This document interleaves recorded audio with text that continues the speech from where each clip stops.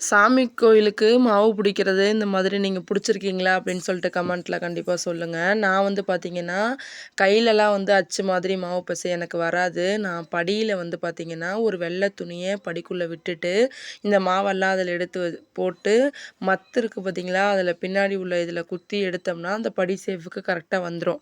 ஆனால் இவங்க பார்த்திங்கன்னா கையிலேயே வந்து அழகாக மாவு வந்து அதோட ஷேப்பை கொண்டு வந்துட்டாங்க. பார்க்குறதுக்கு அவ்வளோ சூப்பராக இருந்துச்சு. உங்களுக்கு இந்த வீடியோவில் கண்டிப்பாக தெரியும். இந்த மாதிரி அடிச்சடிச்சே கொண்டு வந்துட்டாங்க. இது இது மாதிரி எனக்கு செய்ய தெரியுமானா கண்டிப்பாக கிடையாது.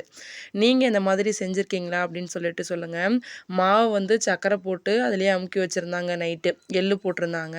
காலையில் வந்து பார்த்திங்கன்னா லைட்டாக தண்ணி தெளித்து அதில் வந்து நெய் விட்டு அழகாக கையிலேயே தட்டி தட்டி மாவை வந்து எடுத்துட்டாங்க. பார்க்குறதுக்கு ரொம்பவே சூப்பராக இருந்துச்சு. சிம்பிளாகவும் இருந்துச்சு.